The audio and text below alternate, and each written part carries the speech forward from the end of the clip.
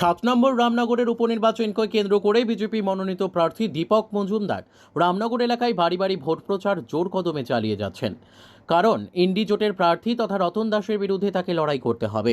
নিজের পাশাপাশি রামনগরবাসীর উদ্দেশ্যে পশ্চিম ত্রিপুরা লোকসভা কেন্দ্রের বিজেপি প্রার্থী বিপ্লব কুমার দেবকেও বিপুল ভোটে জয়ী করার আহ্বান জানিয়েছেন তিনি।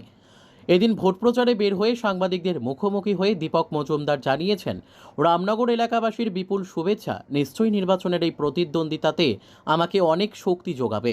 তার বিশ্বাস, রামনগর বিধানসভা কেন্দ্রের উপনির্বাচনে জয়ী হয়ে আবারও বিধানসভায় পদ্মফুল পাঠাবেন এলাকার গণদেবতাগণ। এদিন তিনি আরও বলেন, বামফ্রন্ট সরকার দীর্ঘদিন ধরেই রামনগর এলাকাকে বঞ্চিত করে রেখেছিল। পরবর্তীতে বিজেপি সরকার আসার পর অনেক উন্নয়নমুখী কাজ প্রয়াত সুরজিৎ দত্ত করেছেন। তারপরও যে কাজগুলি বাকি আছে সেগুলি করার চেষ্টা করবেন তিনি। আমি চেষ্টা করব প্রত্যেক বাড়ি গিয়ে প্রত্যেক সম্মানীয় যারা ভোটার আছে, অভিভাবকরা আছেন, নাগরিক আছেন, এই রামনগর বিধানসভা উপনির্বাচনে যারা গণদেবতা ভোটদাতা তাদের কাছে পৌঁছানো, তাদের আশীর্বাদ নেওয়া। কিন্তু সময়টা খুব কম এবং বিভিন্ন কর্মসূচি থাকে। তারপর আমি চেষ্টা করব, না হলেও যদি কারোর সঙ্গে ব্যক্তিগতভাবে পর্যায়ে দেখা করতে না পারিও নির্বাচনের পরে তাদের সঙ্গে দেখা করব কাজের মাধ্যমে।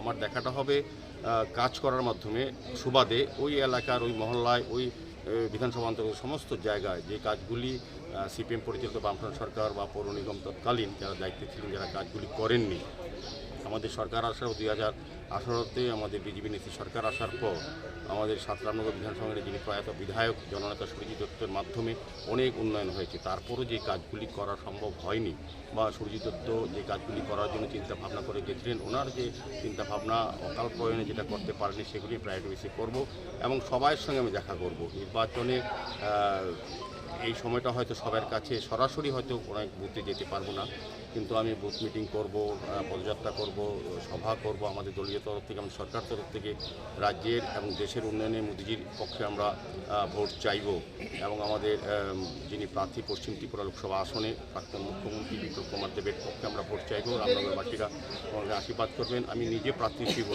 রামনগর বিধানসভার উপনির্বাচনে আমাকে আশীর্বাদ করার জন্য আপনাদের মাধ্যমে সকল ভোটদাতাদের কাছে আন্তরিক প্রত্যাশা করছি এবং আশীর্বাদ আমাকে করবেন, কাজ করার সুযোগ দেবেন, এই বিশ্বাস রাখি আমি রামনগরের সার্বিক উন্নয়নে সকলকে নিয়ে কাজ করার চেষ্টা করব।